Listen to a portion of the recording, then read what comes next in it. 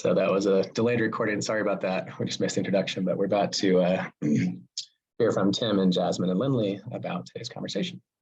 Tim, would you care to share about who you are and why you're here?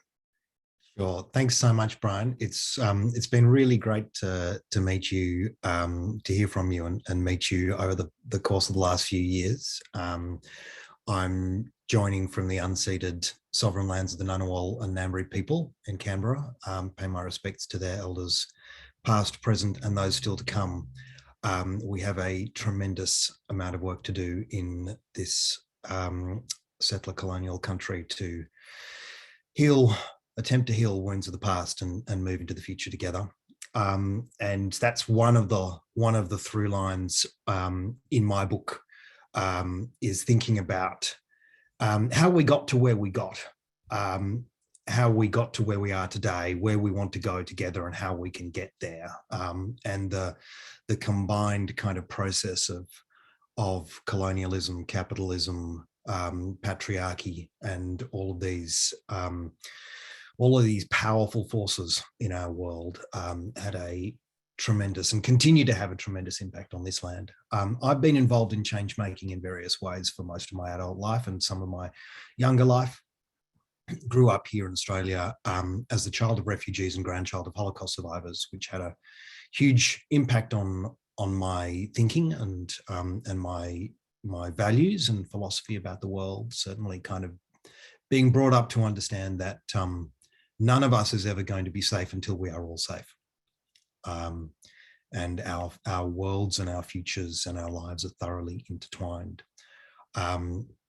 And been involved in climate campaigning since the late 1990s, been involved in capital P politics, I guess, for a while, done direct action, done lobbying, done working as a staffer for a federal senator, run as a candidate, done a lot of very grassroots kind of community building work.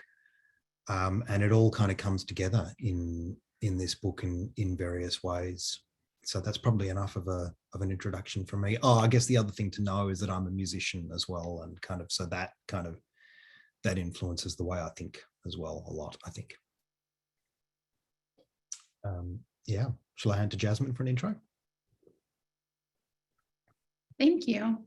Well, I've been in social movement work. I think I was born into it. My people are the people that were enslaved by the 5 tribes that coordinated treaties with the United States. And so we are the freedmen clans, and we have kinship bonds to both the Cherokee and the Choctaw people. But when you talk about being in the United States and in the American context, that sort of vector of invisibility has lent itself to my grandmother and her grandmother doing a lot of what is now my paid social justice work job. When I'm not living my life in that capacity, the last 5 years, I've been leading a nonprofit project called UnKoch, My Campus, where we disrupt the political strategy of Charles Koch and the American Legislative Exchange Council, and how they leverage higher education to proliferate policy recommendations that are anti-climate, that are anti-democracy, and that keep us from the just world that we all are imagining. I also run a podcast with my wife called Parenting is Political, where we really interrogate how the personal problems that the family has in the United States in particular are not real personal problems. They're manufactured by racial capitalism, and the nuclear family is actually not exactly how we should be building society. And then when I'm not doing that, I'm also over helping the American Humanist Association, which is the oldest humanist association in the United States, with some organizational transformation. They are moving from being older, white, cisgender, heterosexual men in caves talking about philosophy to actually changing the material conditions. Because if we think that you can be good without a God, and that pluralism is the way to go, well, it should have some sort of impact. It should be able to persuade the masses. And so I am quite a busy person on top of being a mom of 4, one kiddo who's an incredible activist and trans young person. Yeah, and I play roller derby because I have so much rage that I need to be able to legally physically body check someone and the cops can't do anything about it. And in fact, people cheer and I'm incentivized. So that's where I channel all of the unanswered questions I have is in full body contact sports. Lindley. Hell yeah, that was quite an intro. Thanks, Jasmine. Hey, y'all, Lindley. I'm really delighted to be here. One of the things I care about most is building community and making sense of this complex world, and also being a student and of service to grassroots-driven change. So the intersection of all those things feels really right on this call. I have played a lot of different roles in the climate space, science, policy, et cetera, and have really landed squarely in grassroots movement support, because that is where the solutions and the calls for change are most commiserate with the science and are also the boldest and most in line with what this world needs. Currently, I'm the director of the CLIMA Fund, which is a collaboration across 4 international organizations that support grassroots climate justice movements in 160 countries around the world. And a lot of my time is thinking about how do we bring and center the voices of Global South climate justice leaders in the conversation about climate in the global North. I think one other hat I'll name is managing director of Blue Heart, which is an organization across the West Coast doing very similar thing, but really explicitly using art and political education to mobilize folks to get involved in grassroots work. And I just moved today after a very long stint away back to where I grew up, or the eco region where I grew up. So it feels just really sweet to be in this conversation today as I really ground into being a steward of the Squalicum Creek that runs across mid-county, Whatcom County, near the border with Canada and Washington State, right on the Salish Sea below Mount Baker, and just really happy to be here. So I'll pass it back. Actually, I think I'll pass it to you, Jasmine, to kick off the conversation. Is that right? I think so. And if it's not, we'll just take over and remove Brian from the meeting. It's ours now. All right, Tim, I want to be honest. I watched one of your videos and then tried to stop there. I didn't want to know too much about you because there's something beautiful about the organic opportunity to hear you speak. So I'm going to ask some of the questions that, to be transparent, Brian wrote, and then hopefully what emerges there is curiosity and wonder, and I'm sure I'll come up with some really challenging questions after that. Sounds How's great. that sound? Yep, excellent. Yeah, so your book offers a different way of thinking about and building power. Could you start by saying a bit about the current dominant approach that you think is not working, what you call supplicant politics? Yeah, thanks. This is an idea that Brian really picked up on when he saw it in my writing, and what it really comes to is these questions of power and how power is used in our current system. And yeah, I guess my overarching concept in the book is about thinking about how in ecology everything is connected, everything is interdependent, and it's a very kind of Western human imposition onto it, this idea of hierarchies and pyramids and things like that. What our political system has evolved in such a way that it's based on power over. It's constructed around power over each other in all sorts of different ways. And we see that really clearly in some parts of the political system, but we don't tend to necessarily understand it that way when we're thinking about democracy and when we're thinking about social change as much as I think we should. So certainly here in Australia, and I understand elsewhere in the world, from my conversations and studies, it's reasonably similar. A lot of the social change work that gets done tends to focus on building power in our movements in order to then ask somebody else to make change, in order to ask our political leaders or the CEOs of major corporations or someone who has power over us to change. Mm-hmm. And that is what I think of as supplicant politics, that it's about, if you think back to,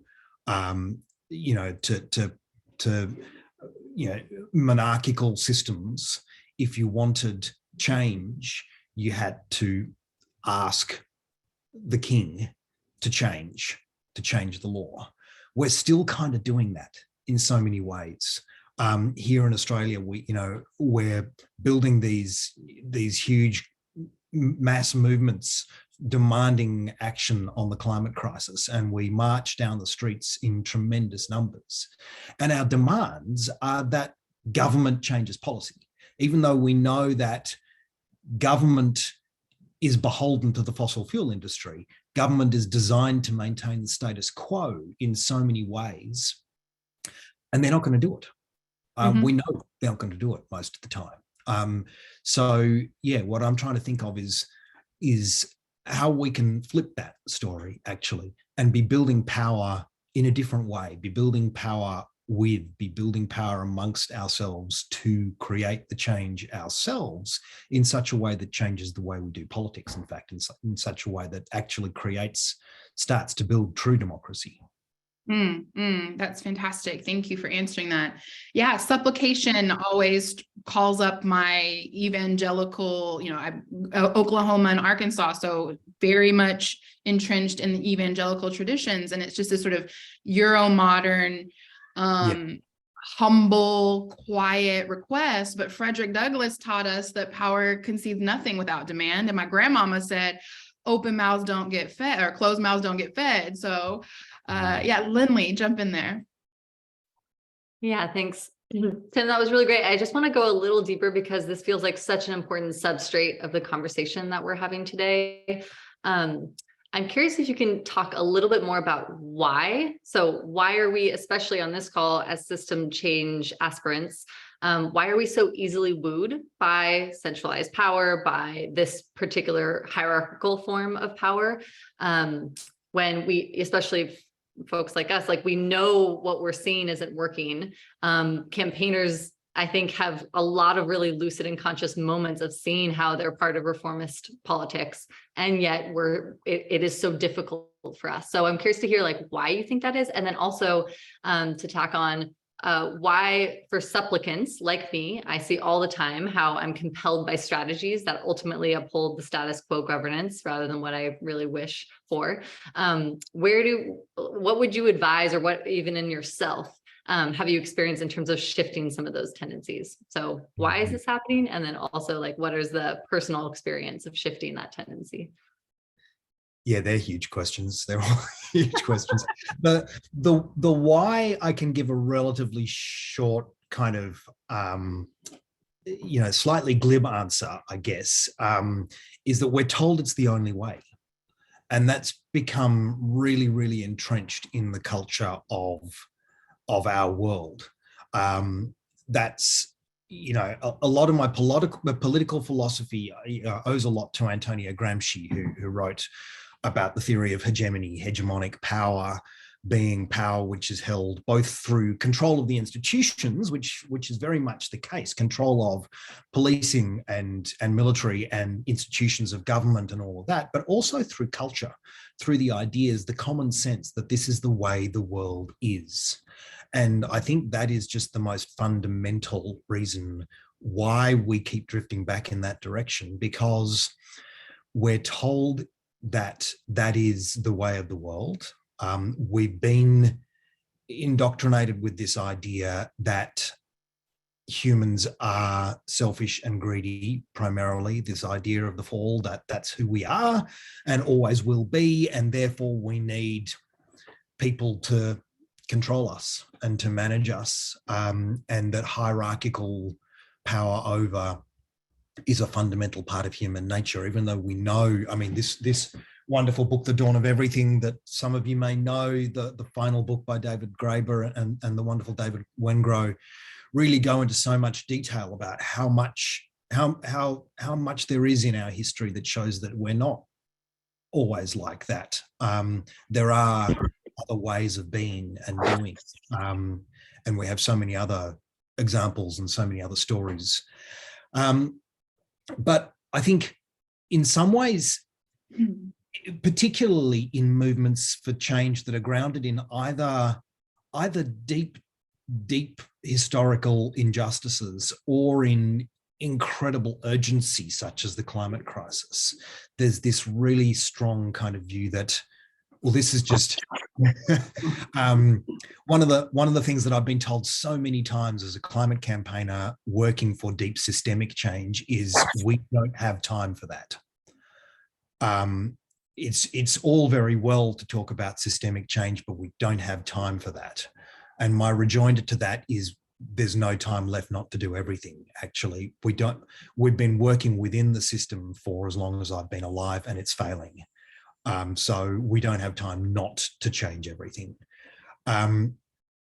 Examples of working around it, well, there's so many, I think, in all sorts of different ways. I often kind of come down to local community building as a different way of creating power that I think is incredibly, powerful, to just use that word, where when we're coming together to do, I've just had a couple of friends arrive to do their gardening in my front yard, actually, where there's a wonderful urban farm that we've been creating here in Canberra. A dozen landholders who are just kind of coming together to grow food right in the heart of Australia's capital city. And that to me is a really fascinating example of how members of communities who are also involved in supplicant politics in various ways as well, pretty much all of us are, but we're also just kind of coming together to say, we're going to start growing our own, literally growing our own food, but growing our own community, growing our own, it's a cooperative where we jointly manage and make decisions together. We jointly share the fruits of our labors, quite literally. But we're also, by doing this, by growing food ourselves and sharing and distributing it, we're actually withdrawing our consent from the capitalist food system. Very, very actively withdrawing our consent from it and saying, we don't want to have any part in that, thank you very much as we can. And we're linking it with other things that are going on. We're linking the growing food with repair cafes that are happening. We're linking it with sharing groups that are happening. We're linking it with political movements for change, and we're building community. We're building this sense that we together have power, and it's a different form of power. It's not a hierarchical power. It's a grassroots up collective power that is power to just do, power to make things happen. So that's one example among many. Thanks so much for that. I really resonate and appreciate the reflection of it's not something that we necessarily just change in ourselves. It's actually an active reciprocal process with our community and what's around us. So lifting that up. Jasmine? And it's healing work. That's why I called up Tony Cade Bambara, is, it's to be whole is no trifling thing. And I think that these, the corporate totalitarian state that so many of us have been living inside and surviving incentivizes us to fracture ourselves, to create these partitions in our psyches and our families and our lives and our neighborhoods, from how we design homes to how we design families to how we design governance. And so tell me a little bit about living democracy and how nature played a part of what you call ecological politics. So yeah, the title Living Democracy took a while to come to. I was thinking a lot about the ideas of ecology. As an environmentalist, but also as an active member of the Australian Greens Party, which is quite a different Greens Party to the US Greens. I think it's worth saying it's a party that's been involved from grassroots activism and in all sorts of different ways through to the halls of power quite effectively. We currently have 16 members of our federal parliament. Here in Canberra, in the Australian Capital Territory, we have 6 out of 25 members of our assembly, and we're in government, in coalition government, and doing some really good things. But our Australian Greens Party has been torn for years between this idea of being an eco-socialist party and an eco-liberal party, and not really necessarily thinking about what an ecological politics might mean. So one of the reasons I wrote this book was to dig into that idea, what an ecological politics actually means. And it comes, to me, the idea of living democracy has two meanings. One as a descriptor and one as a verb. The descriptor being that we need to begin to understand democracy as a living thing, as a living extension of our human superorganism, in a sense. We've in this supplicant politics mode, democracy is kind of this dead thing that is external to us. It is separate from us. The state, the Leviathan state, is separate from us, and we need to attempt to influence it, and it doesn't change. It's dead. It doesn't change. Whereas if we begin to understand it from an ecological perspective, thinking through how everything in our world is interdependent, everything is dependent on diversity, and that because it is diverse and interdependent, it's constantly changing. These are the 3 laws of ecology: interdependence, diversity, and change. We need to embrace that idea of a politics which emerges from the living world and which sees us emerging from the living world and being part of it. But it's also living as an active verb, that we need to live this into being, because Lindley was just saying in response to my point about the garden and farming and things. It is a living process of creating change by doing, that is so crucial to it. So what I try to do is think about, in all sorts of different ways, how we can learn those fundamental lessons of ecology, those lessons of interdependent diversity, and the capacity for change and to influence change in various modes of participation, of agency, of learning how to play our small part in the large change. All of these things is what I'm trying to encompass in this idea of living democracy. To build on that, I'm kind of curious to, again, kind of like land back in this space. And much of what you have named intersects with what I understand as the purpose and cohering principles of this community, building belonging. So I don't know how stringent we are on time, Brian. So I don't know if we actually have only 5 minutes left, but if we only have 5 minutes left, I'm really curious how you see this community and what we have talked about and worked around in the space as intersecting with this idea of ecological politics and what it means to actually live into and actively create this world. Yeah, I'm curious to hear what you think.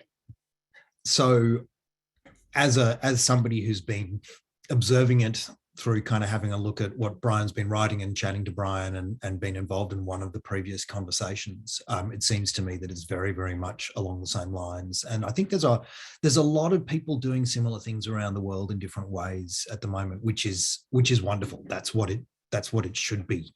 I actually keep having debates with people here who are talking about how we need to unify our movements and make sure we've all got the same approach and the same demands. And it's that's absolutely the last thing we need to do. We need to complement each other. Yes. We need to work together complementarily, but not do the same things. Mm-hmm. So I think, from what I understand, the building belonging concept is very, very much what I'm talking about too. It's about understanding that we are all interdependent, and we crave that. We absolutely crave that, and we thrive when we cultivate that in various ways. And that, recent piece that I saw of yours, Brian, talking about how did you put it? I asked for belonging and they gave me power. Is I think such a crucial part of that picture, that belonging is a different mode of being, actually, from the capitalist mode of being and from the liberal democratic, frankly, mode of being, which are both based on hierarchical power. And so everything that we can do to kind of understand more deeply, think about, and then begin to live into being, actively create our belonging together in this world. It's the same project from slightly different perspectives.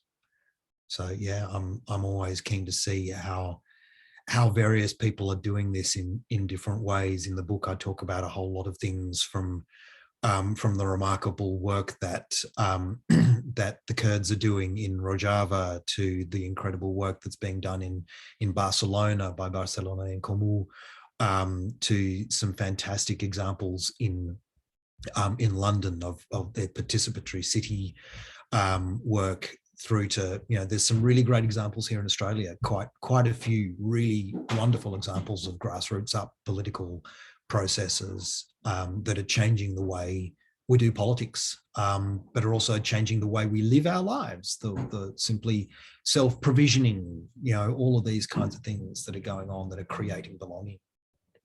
Mm-hmm.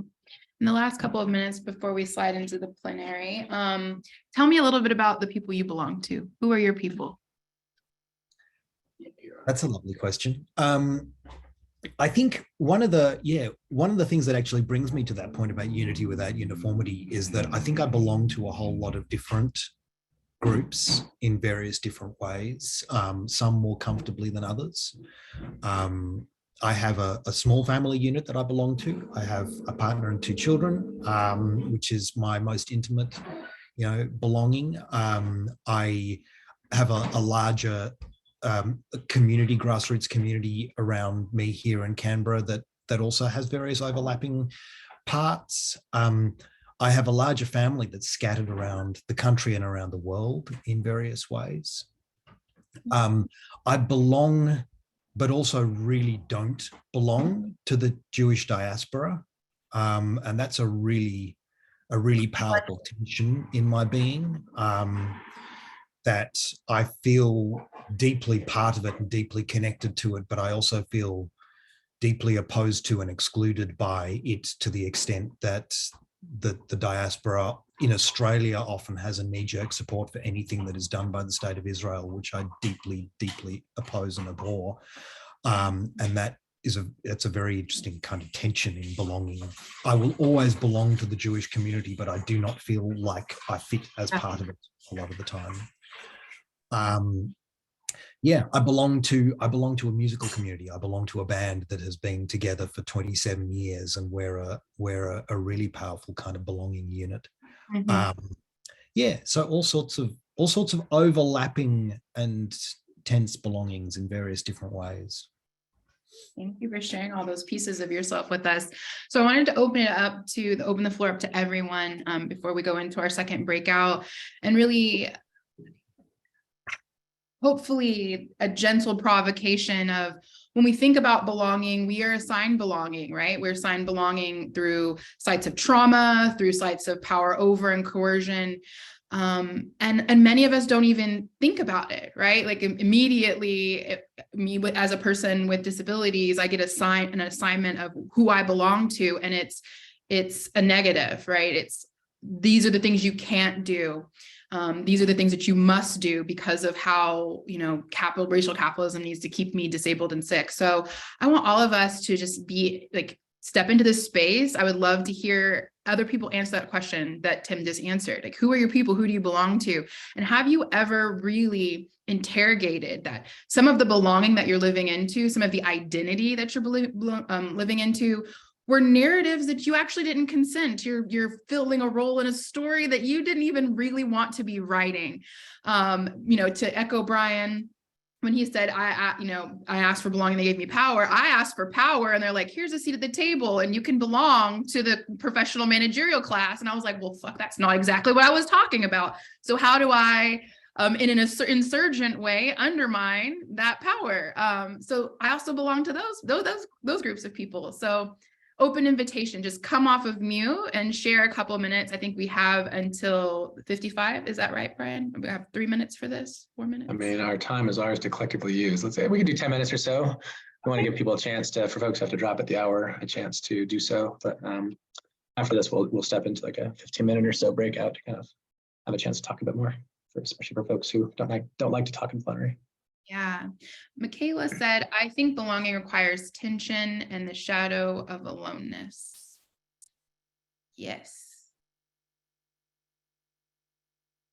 I'll say something. Can you hear me? Yes, thank you. Recently, I started reading works by James Baldwin, and he didn't feel like he belonged to anything. But he is a magnificent writer who is almost entirely self-taught. I identify with James Baldwin. I wouldn't say that I belong to anything.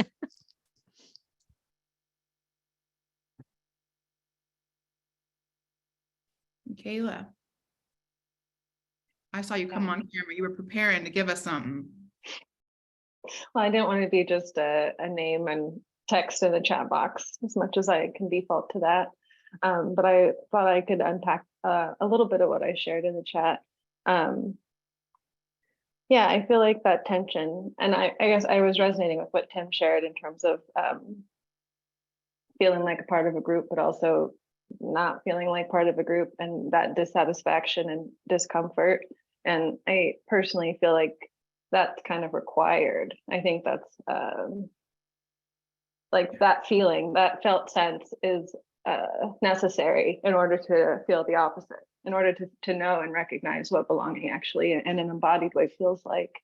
And so I think, I guess I just appreciate the duality of it. Yeah. Yeah. Where were you when you learned you didn't belong to Earth? That was a question I was asking myself earlier during my ketamine infusion. She's a relative, right? Like we are the ecology. We're part of it. Where were you when you learned that lie? I think I was born into it. Yeah, I think that's the point, isn't it? We're in this culture, we're born into it, and we have to learn that we are. And it sometimes it can take a bit of a kind of one of those transformative moments to begin to understand it, that we do belong to Earth, and belong as part of this ecological community. Mm-hmm.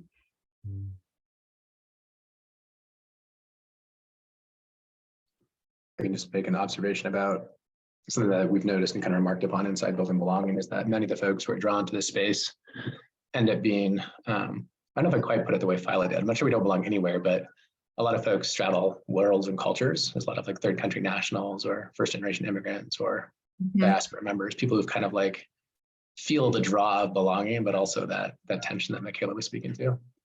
So I'm just noticing here, like different names and national origins, and thinking about how this lands different cultures is always like, part of the reason that I used to be agnostic as to whether we talked about belonging or democracy or justice or liberation, they're all, we're all meaning the same thing. And eventually I became persuaded that belonging is the right lens, or a more helpful lens, in part because there's some sort of, word for it in every culture. Like there's some felt sense, usually through non-belonging, that does seem to transcend our unique, whatever specific culture we're coming from. Mm-hmm. I'll say something. Jasmine, I liked your question about where were you when you learned you didn't belong to Earth, right? I have a young child as well. And so children are clearly indigenous to this world, to life. Right? Yeah. Like nature knows what to do with itself. And indeed, it's just a part of development process. And in so many cultures, like I grew up in China, how we did eventually somehow come to think that we're not nature, right? Mhm. Yeah, it's just interesting to sort of re-indigenize, which I know is a buzzword today, but still it's something that's clearly connected to belonging in countless ways. Yeah. And it's so interesting to pull that thread of like from the Euro model, well, of course, in the United States context, which is the only one I know currently. But to move from this Euro modern thread into now how when the state began to form, when this myth of the United States began to take shape, it needed so much of this sort of like Christo component of the church. Like, you are better than not just the savages and the environment, but you have dominion over these things. Like, even the origin story of like, I made you to control all these things. And it's just like, if you have a child and you see how young people are actually these little wonderful organizers that can change whole groups of people's behaviors at a drop of a hat, you might have a different perspective on who has dominion over who. So I appreciate that frame of bringing in young people who are our relatives and our equals fully.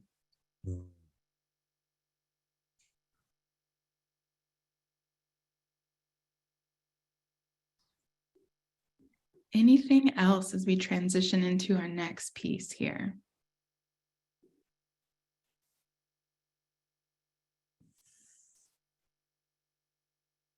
Very quickly, I said I feel like I don't belong to anything now. And that is because there was a time when I did feel that I belonged to something, a community back in 1977 or something like that.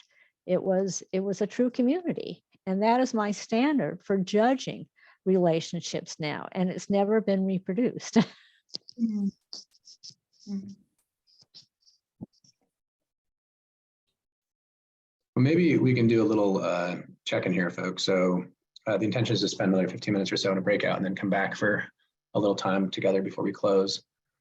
Do folks want to do that? Would you prefer to stay in plenary? I mean, this is like a bigger group than everyone can talk, but also not a huge group. So maybe if you would like to go into a breakout, a little smaller space, please indicate that in some way, shape, or form. And everyone has to vote. This is a participatory enterprise. You cannot. Tim, do you have any thoughts on living democracy and our responsibility inside of this? I mean, I often find that, a group beyond about a dozen is really difficult to manage in one group. But if it sounds like at least 3 people need to hop off, in the next minute or so anyway, I'd be certainly open to just kind of, thanks to those of you who have joined who need to leave. Thanks, Ola. Good to meet you. Yeah, I think this is definitely now a small enough group for us to just stay together. Very Al Green of you. All right, let's press on. The floor remains open. Maybe just to pivot from the discussion we were just having, and I would love to hear from more folks. So if you haven't spoken yet, would really love to hear from you, and feel free to frame that as a question. We kind of loosely frame this second part as Q&A. So if there's curiosities that are coming up for you, or just like what's landing in your body in this moment, like where do you actually feel, where is there like vivid excitement, or kind of agitation or tension? Would love to hear from anyone that hasn't spoken yet. All right, Robbie, take it away. Hey y'all, sorry I'm not on camera today. It's been really interesting to me to hear y'all kind of go in the direction of ecological thinking, and I know that's kind of where this was based, because the day job I have is a democracy organization where we do participatory democracy, and particularly participatory budgeting processes.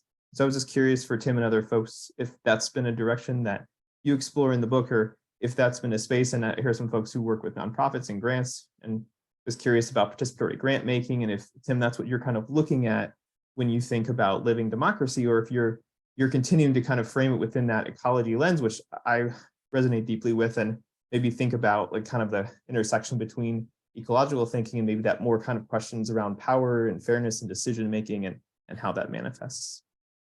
Absolutely. Yeah.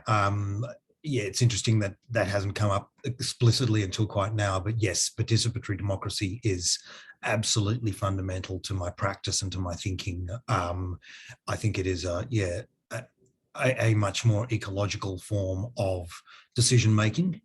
And yeah, I've done quite a lot of work in kind of participatory and deliberative forms of decision making, a bit of participatory budgeting. I guess it's worth saying I've seen it done really, really well, and I've seen it done quite badly. And I imagine you agree with that. Most people who are involved in participatory democracy, we've had some pretty terrible experiences with it as well.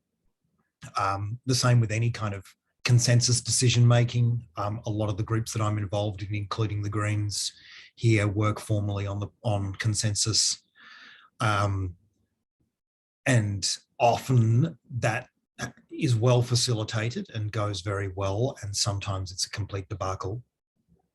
But as a principle, to me, it's a mode that we desperately need to be embracing and building on, because it is, it's such a different form of decision making that goes through a completely different process and tends to come to a completely different conclusion, even with the same people in the room.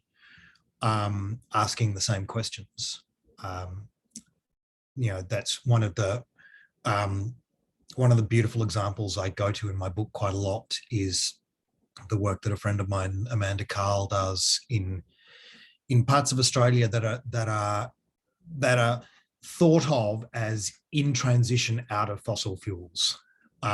There are whole cities and towns which have been built over the last 120 years on the back of coal, which are now finding themselves staring down the barrel of a very scary future. Many of them vote time after time for climate deniers, and for people who promise them that they're going to somehow keep the coal industry going.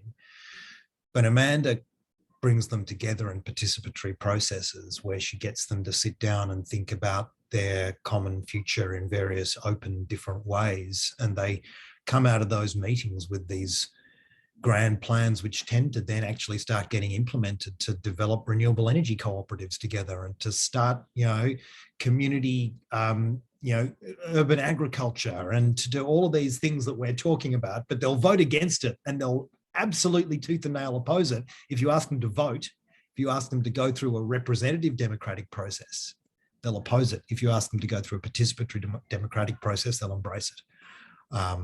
Yeah, it's a completely different mode, and I love it. Thank you for your question, Robbie, and your answer, Tim. As I've been doing like new economic models with people's assemblies, what was really interesting to me was how participatory budgeting processes actually led to people being more open about degrowth. And they're like, oh, wait, like, if we're so big, there's no way that we can make this work. It gets too messy. What if we get smaller? And I was like, yes, let me tell you about this wonderful thing called degrowth. Okay, tossing it over to Heidi. Thank you so much. Can you hear me? Okay. I don't know if this is really a question or just I've been an activist for a really long time, probably 25 years. And I was also the mayor of my city for 5 years, and stepped down from that role a year ago to work on climate policy at the state level. I'm in California.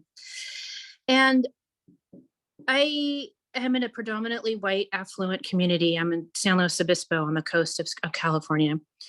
And I feel super isolated here. And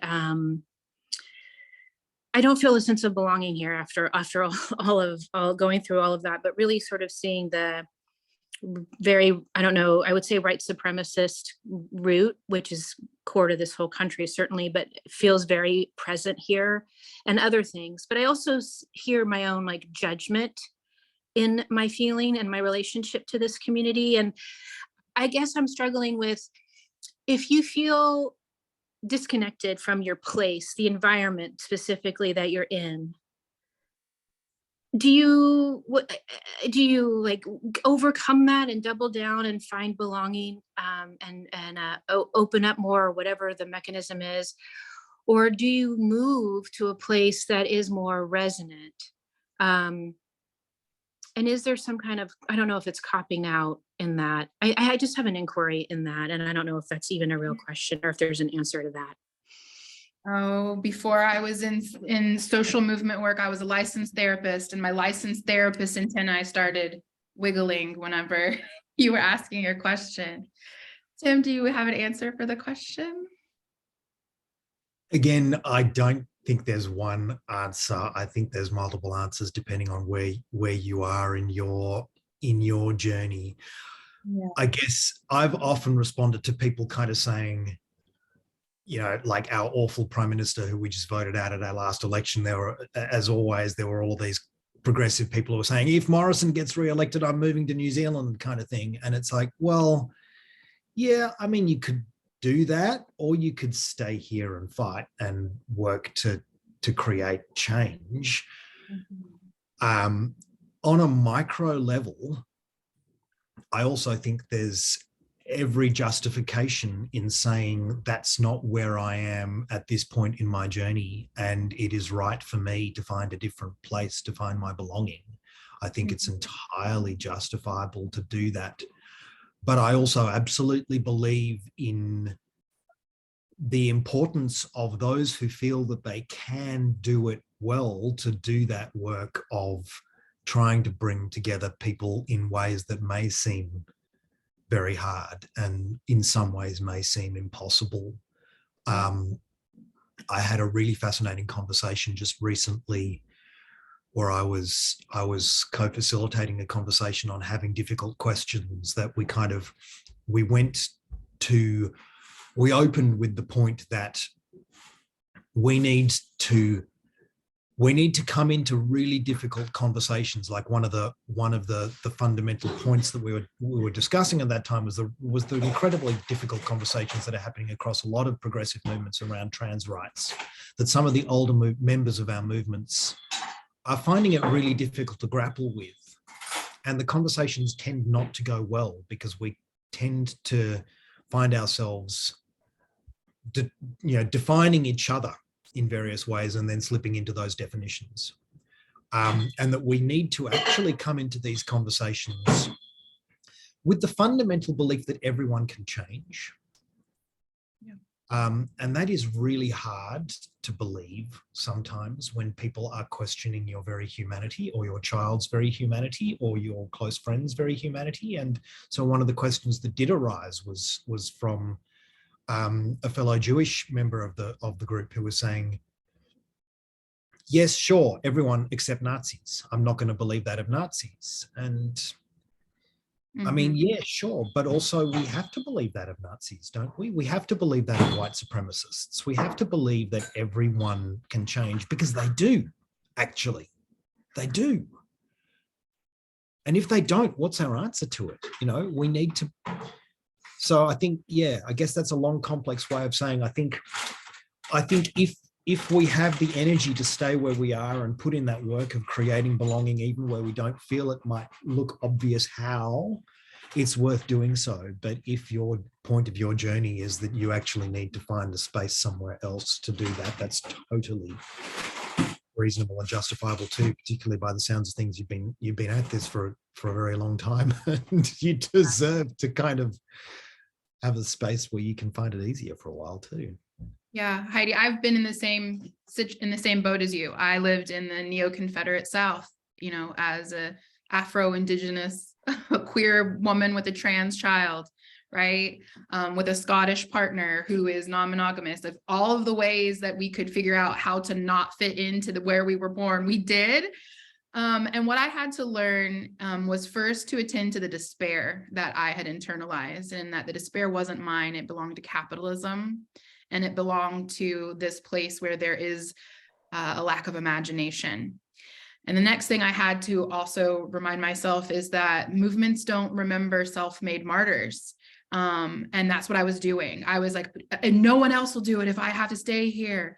And then I had to do what Tony Cade Bambara invites me to be serious about this wholeness thing that I was after. Because if I really wanted to organize and create something in the world from a place of wholeness, not trauma or resentment or codependency, I had to change where I was at.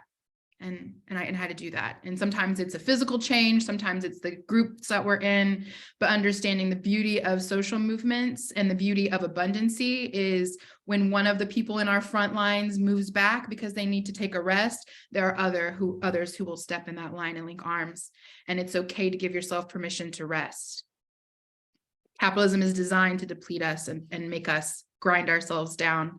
And so maybe what the people you're in, close collaboration with and your comrades, what they may need is for you to set the example that today I will rest and I will do this work in this way in service of the movement.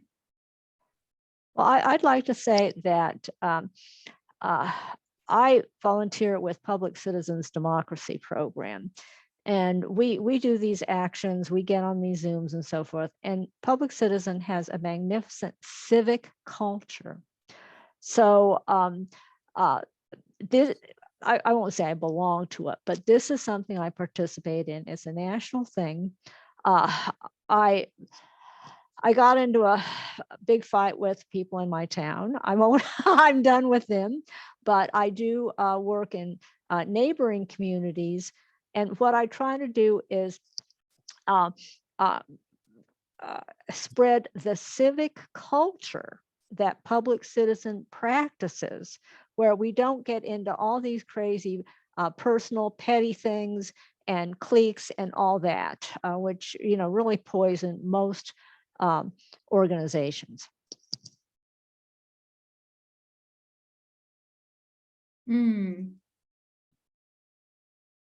Yeah, I think there's something here, the difference between the nonprofit industrial complex apparatus and beloved community.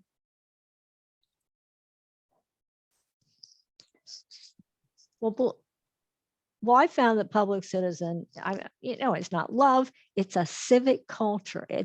And the primary value is respect, which I really appreciate. I'm wondering if we can return to a thread that Jasmine asked about earlier to Tim and maybe open it back up to the group, and Tim, you as well, if you want to deepen into it, which is, how do you notice, or are there like concrete actions you can take at the level of the I, of the self, without waiting for your community or system to change around you, to move away from supplicant, that sort of orientation we've been socialized into a more kind of empowered way of relating to how change happens? I'm obviously like incredibly curious about this in so many ways, and I'm wondering it, maybe I'll start with Tim, but I'm also curious for others, like there's something, I'm wrestling with this in real time, where it's like, there's something about coming into my own power that is really terrifying in lots of ways. It looks different in this body than it might in Jasmine's body, but there's still something about stepping into power that is challenging. And I think we're insufficiently honest in our movements in particular about how hard it is to take responsibility for making a decision because of the impact the decision is going to have on others. And yet we have to do that, right? So I'm curious if there are strategies or tactics or like embodied ways people have noticed in themselves, sort of giving yourselves permission to step into that power, and how that, I'm not articulating this question very well, but hopefully y'all are picking up what I'm putting down. Yeah, no, I think you are. It's a really complex and difficult thing. I guess there's a couple of things that leap out to me from what you were saying and what you were asking.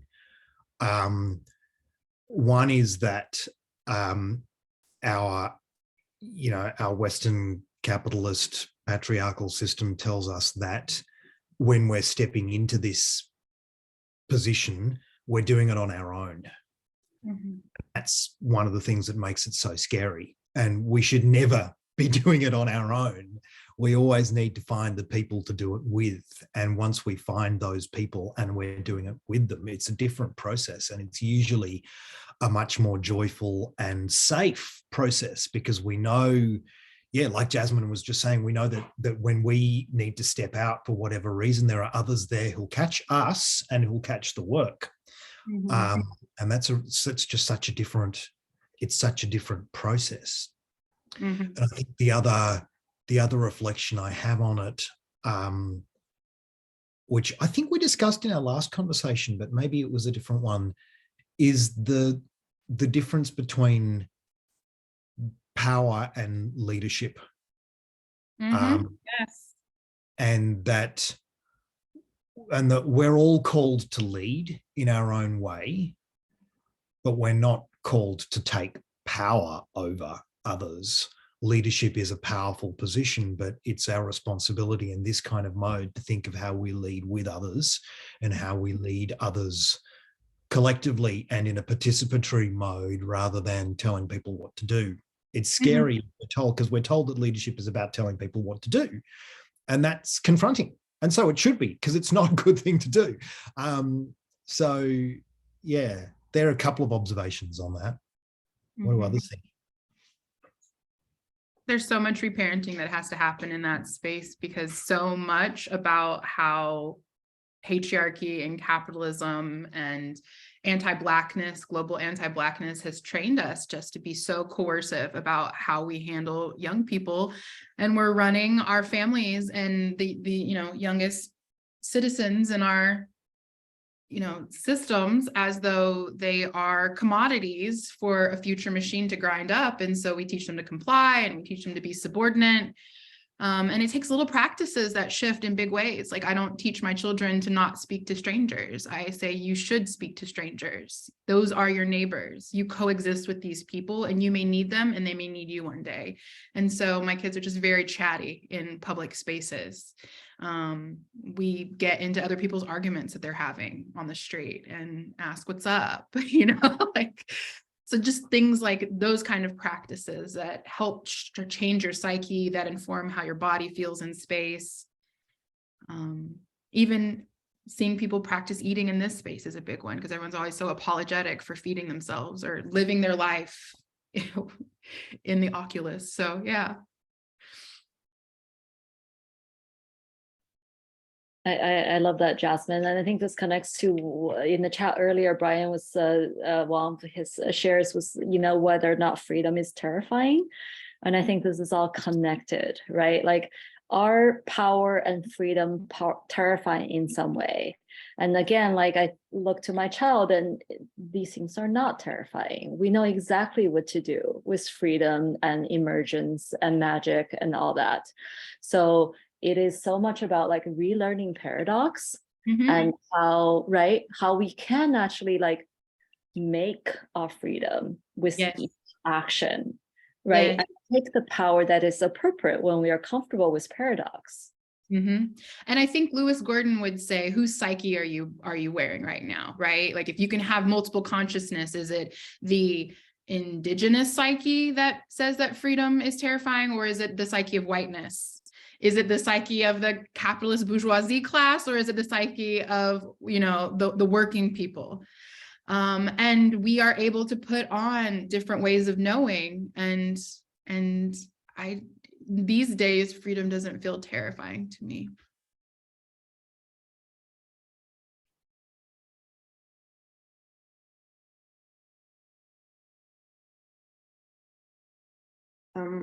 I guess I can share as well.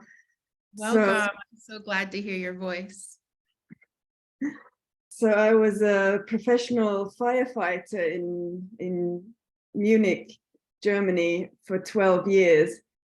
And I really felt belonging there because it's a meaningful job and people have to work together. And I really, really loved it, in part. And then there was the whole system that was totally patriarchal, power over hierarchical. Just kind of in parts even corrupt. And I was lucky because I was a shift officer. So I was the head of a shift of fire people, or fire, there was just men, firemen. and I was able to create my own little space of through different kind of leadership that was not so much hierarchical. It had to be a little bit because I was attached to the system, of course, but yeah, so, and then I became a whistleblower because there was some corrupt stuff going on, and I said to myself, I can't just watch this.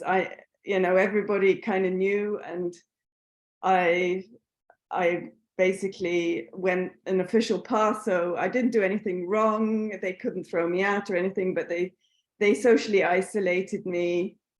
And in the end, I left in 2015. And since then, I've been out of the hamster wheel. And I just struggle with feeling, that I don't belong. I lived in Germany. I stayed in Germany for the next 3 years, and that was really, really difficult. Then I lived in Hong Kong for 3 years, and now I've moved to the US. And I tried to become parts of groups that were kind of change-making groups, and nothing kind of worked out, and all the groups kind of dissolved after a while. I tried to form my own groups but it didn't last either. I just couldn't get enough people to help me. It was just always me, and it worked for a while, and then it didn't. And the most belonging I found was with Charles and Patsy Eisenstein's online community, the New and Ancient Story. So I'm kind of working there as a facilitator, but it's all online, and I just really miss the in-person stuff. Through the community, I got together with 9 people. We all wanted to form an in-person community. I moved to Knoxville, Tennessee, Cherokee lands, and I'm so disappointed. I've been here since May, and we can't even get a bi-weekly meeting together. It's like, as soon as there's a whiff of inter and intrapersonal difficulties coming up, people just back off. And with just 9 people, and actually there's 3 couples, so they kind of count as 1.5 sometimes. And it's just, I don't know if it's going to work out. It doesn't seem like it, because there's been a little bit of conflict and kind of difficulties, and it's kind of like people don't want to do it. So I'd love to hear from others. If you can say something about that topic when those kind of inter and intrapersonal conflicts arise. I'll jump in here. I'm conscious of time. Heike, how do you say your name? Heike. Really appreciate that, and just also appreciating the themes. I've heard a few different people speak to how challenging it is to find belonging under the regimes that we're under, and that there is this really authentic human impulse towards it that can smell it and taste it, and it's also really hard to discern sometimes when it's something that has like the substance and robustness of real belonging, and should be like cultivated and nurtured, and also when it's time to leave. So appreciating those themes. Just in terms of time, want to see if Patsy, you want to unmute and share anything before we close?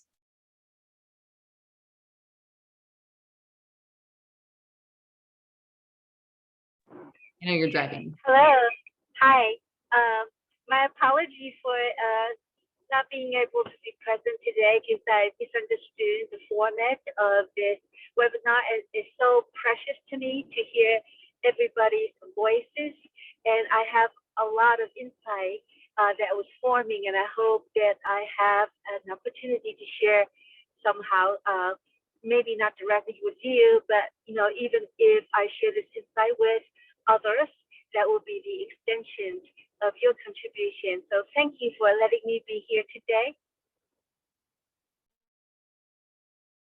Thanks, Patsy. Appreciate that. Tim, do you want any closing thought before Brian?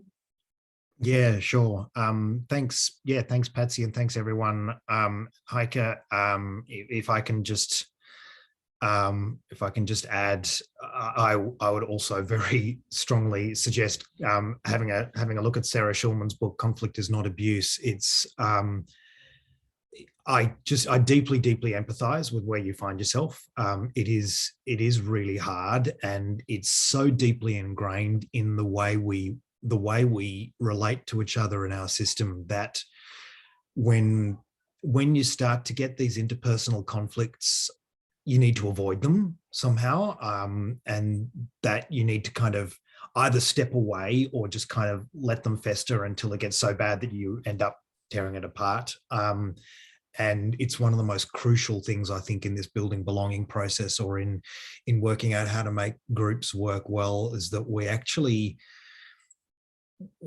work out quite explicitly and actively how we're going to manage those difficult interpersonal relationships when difficulties arise. But it's so damn hard, and I really empathize. And I hope you find paths through. One of the things that I've found, if I can just make as a final observation, which kind of draws that together with other parts of the conversation, something that we haven't necessarily kind of really pointed at, is that sometimes very, very often building belonging is really not just place-based and ecology-based, but practice-based more than it is kind of change-based in a sense. It's about kind of coming together for a particular local purpose. It's something like a little community farm, or it's a P&C, parents group at a local school, or it's something to do with how we're living our lives together that we can find common purpose in. That is the best path to finding our leadership and our common power together, as we're seeking to change. We're seeking to change the world by changing this really tiny little part of it. And it's understanding how changing this tiny little part of our world works together with what everybody else is doing and overlaps with other things that we're doing in our lives. That is often the easiest way in, the most joyful and beautiful way in, and has immense transformative power, actually, if we do it in particular ways. And this conversation's part of it. And thank you so much, everyone, for coming. Thanks, Brian, for the invitation. And great to meet you all. What a beautiful closing thought. We do actually have a book that offers some insight somehow to do exactly that. Yeah, maybe I just invite everyone, I know we're at time here, just to take a breath, and then the closing invitation to check out in the chat is going to be, what's a feeling in your body that you have right now as you're kind of checking out? So just take a nice slow one and feel into it.